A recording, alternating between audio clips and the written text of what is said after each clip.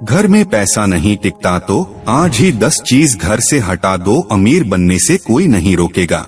10 वास्तु दोष। वीडियो शुरू करने से पहले कृपया आपसे अनुरोध है, आप श्री कृष्ण के भक्त हैं तो कमेंट बॉक्स में लिख दीजिए जय श्री कृष्णा। वास्तु शास्त्र में दिशा और चीजों का सही जगह पर होने का बड़ा महत्व होता है। बहुत पैसा कमाने के बाद भी अगर आपके घर में धन दौलत की कमी है तो जरूर आप कोई न कोई गलती कर रहे हैं। अगर अचानक आपके दिन बदलने लगे, अच्छे दिन बुरे दिनों में बदल जाएं, तो आप संभल जाएं। आपने कई बार लोगों को यह कहते सुना होगा कि घर में धन नहीं टिकता है, बिना मतलब के खर्चे होते रहते हैं। वहीं घर में हमेशा तनाव भरा माहौल रहता है। ऐसे में लोग अक्सर खुद की किस्मत को दोष देते हैं, मगर वास्तु के अनुसार घर पर मौजूद कुछ चीजों से भी धन हानि व परेशानियों को न्योता देती है। अगर आपके साथ ऐसा होने लगे तो अपने ही घर में रखी चीजों पर ध्यान दें। घर में मौजूद हर चीज से सकारात्मक या नकारात्मक ऊर्जा निकलती है। ऐसे में इन घरों में रहने वाले लोगों पर इन ऊर्जाओं का असर निश्चित रूप से होता है। नकारात्मक ऊर्जा वाली कोई चीज घर में हो तो व्यक्ति को मानसिक, आर्थिक और शारीरिक तीनों तरह की परेशानियों का सामना करना पड़ेगा। ज्योतिष शास्त्र से लेकर वास्तु शास्त्र में सुख समृद्धि और सकारात्मकता के लिए कई तरह के नियमों के बारे में विस्तार से बताया गया है। कई लोग वास्तु में बहुत विश्वास करते हैं और अपने घर का सारा सामान वास्तु के अनुसार रखते हैं, जिनका पालन करना बेहद जरूरी है। कई बार एक छोटी सी वस्तु से ही व्यक्ति का भाग्य रुका रह जाता है या उसको किसी प्रकार की विपत्ति का सामना करना पड़ता है। याद रखें, निर्जीव वस्तु में अपनी एक ऊर्जा होती है। वास्तु शास्त्र में घर से जुड़ी कई चीजों के बारे में विस्तार से बताया गया है, जिसे अपनाने से घर में सुख शांति, खुशी और सकारात्मकता आती है। घर में मौजूद हर चीज से सकारात्मक या नकारात्मक ऊर्जा निकलती है। ऐसे में इन घरों में रहने वाले लोगों पर इन ऊर्जाओं का असर निश्चित रूप से होता है। नकारात्मक ऊर्जा वाली कोई चीज घर में हो तो व्यक्ति को मानसिक, आर्थिक और शारीरिक तीनों तरह की परेशानियों का सामना करना पड़ेगा। वास्तुशास्त्र अनुसार घर में क्या रखना चाहिए और क्या नहीं, यह जानना जरूरी है। वस्तुएं घर में नहीं रखना चाहिए जिससे घर में नकारात्मक ऊर्जा का विकास होता है और जीवन दुखमयी बन जाता है। पहले हम उन वस्तुओं के बारे में बताएंगे जिनके बारे में आप नहीं जानते हैं। आपसे अनुरोध है, कृपया हमारे चैनल पर पहली बार आए हैं तो चैनल को सब्सक्राइब अवश्य कीजिएगा। वीडियो पसंद आए तो दोस्तों के पास शेयर जरूर कीजिएगा। नंबर 1, कोई भी देवी देवताओं की मूर्ति या चित्र। दोस्तों, देवी देवताओं की फटी हुई और पुरानी तस्वीरें अथवा खंडित मूर्तियों से भी आर्थिक हानि होती है। अतः आपसे अनुरोध है, उन्हें किसी पवित्र नदी में प्रवाहित कर देना चाहिए। इसके अलावा देवी देवताओं के चित्रों से घर को नहीं सजाना चाहिए। कुछ लोग ढेर सारी मूर्तियां इकट्ठी कर लेते हैं, जो कि वास्तु दोष निर्मित करते हैं। उनके चित्र या मूर्ति की संख्या और स्थान निश्चित होते हैं। इसके अलावा कुछ लोग आजकल भगवान के ऐसे चित्र लगा लेते हैं जो कि परंपरागत नहीं हैं, जैसे चिलम पीते शिवजी या विकराल रूप के भैरव। नंबर 2, वास्तु के शास्त्र के अनुसार अपने घर या ऑफिस में सांप, गधे, उल्लू, सुअर, बाज, चमगादड़, गिद्ध, कबूतर, कौआ जैसे पक्षियों और जानवरों की तस्वीरें कदापि न लगाएं। ये आपके परिवेश में हिंसात्मक दृष्टिकोण को बढ़ावा देते हैं।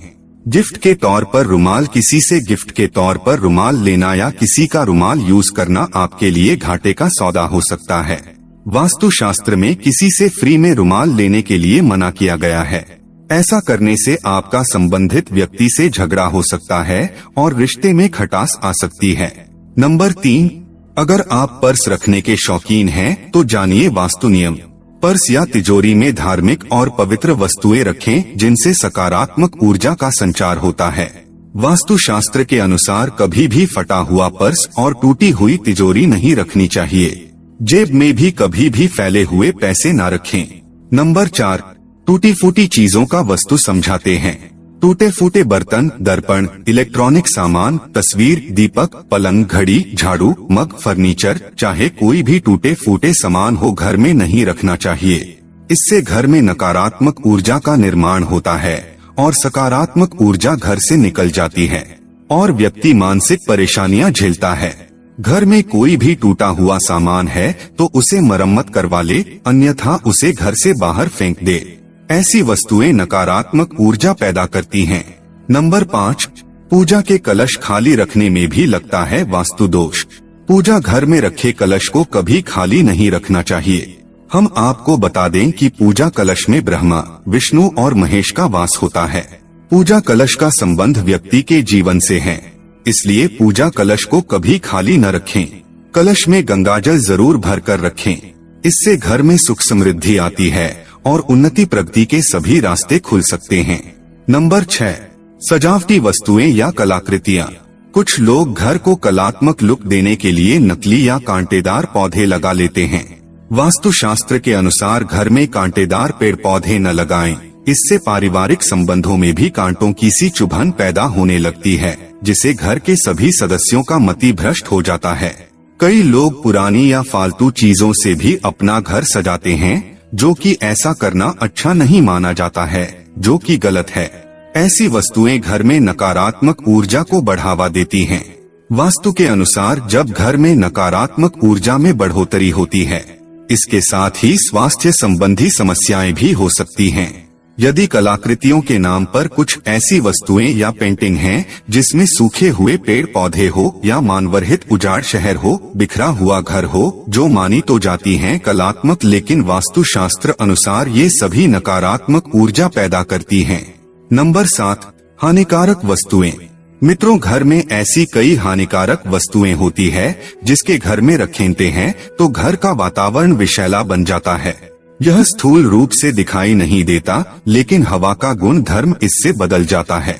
ऐसे कई वस्तुएं हैं जो हमारे घर में आसपास रहती है, जैसे यहाँ वहाँ घर में बिखरी ढेर सारी दवाइयाँ और टॉयलेट क्लीनर, सोप, फिनॉयल, जहरीले रसायन, कीटनाशक और भी मच्छर मारने की दवा। सभी तरह की हानिकारक वस्तुओं के लिए एक स्थान नियुक्त होना चाहिए, और वह भी ऐसा जहाँ वे सुरक्षित रखी हों। ऐसी वस्तुओं के लिए अलग से लकड़ी या लोहे का एक बॉक्स बनवाएं और उसमें रखें, जो किचन और बच्चे और बेडरूम से दूर हो। वास्तु दोष मिटाने के लिए कर्पूर रखें। यदि घर के किसी स्थान पर वास्तु दोष निर्मित हो रहा है तो वहाँ एक कर्पूर की 2 टिकियां रख दें।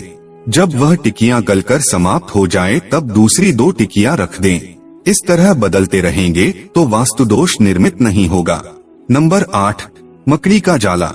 दोस्तों, घर में बनने वाले मकड़ी के जाले तुरंत हटा दें। इनसे आपके अच्छे दिन बुरे दिनों में बदल सकते हैं। ध्यान से देखने पर मकड़ी का जाला घर के कोने कोने में रहता है और उसे हटाना जरूरी है। कुछ लोग उनको हटाने से डरते हैं क्योंकि इससे किसी के घर को तोड़ने का आभास होता है, लेकिन इसे तोड़ना जरूरी है क्योंकि मकड़ी जाला रहने के लिए नहीं, शिकारी को फंसाने के लिए बनाती है। अत माना जाता है कि यह जाला होना तो अनुचित ही है। माचिस अग्नि का प्रतीक है। ऐसे में किसी से माचिस लेना मतलब घर में अशांति फैलाना है। फ्री में माचिस लेने से घर के सदस्यों के मन में क्रोध पैदा होती है, वह अशांति का माहौल बना रहता है। नंबर 9, पत्थर, नग। दोस्तों, आपने देखा होगा कि कई लोग अपने घर में अनावश्यक पत्थर, नग, अंगूठी, ताबिज या अन्य इसी तरह के सामान घर में कहीं रखकर भूल जाते हैं या छोड़ते हैं। यह मालूम नहीं रहता है कि कौन सा पत्थर या नग फायदा पहुंचा रहा है और कौन सा पत्थर और नग नुकसान पहुंचा रहा है। इसलिए इस तरह के सामान को घर से बाहर निकाल दें। मित्रों, वास्तुशास्त्र के अनुसार एक छोटा सा पत्थर भी आपके भाग्य को दुर्भाग्य में बदलने की क्षमता रखा है। यदि यह घर में रखा है तो इसकी ऊर्जा धीरे धीरे आपके घर के वातावरण को बदल कर रख देगी। नंबर 10, सोफा, कुर्सी और टेबल। मित्रों, आपके घर में टूटी हुई चेयर या टेबल पड़ी है तो उसे तुरंत घर से हटा दें या उसे मरम्मत करवा दें। ये आपके पैसों और तरक्की को रोक देती है। सोफा, कुर्सी या टेबल कैसी हो इसका भी वास्तु होता है। यह भले ही सुंदर और साफ हो, लेकिन कभी कभी उनकी बनावट या आकार प्रकार भी घर में नकारात्मक ऊर्जा का विकास करती है।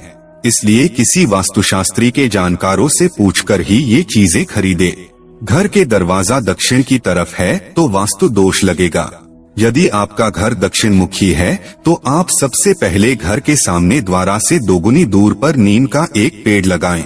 दूसरा यह कि द्वारा के ऊपर पंचमुखी हनुमान का चित्र लगाएं।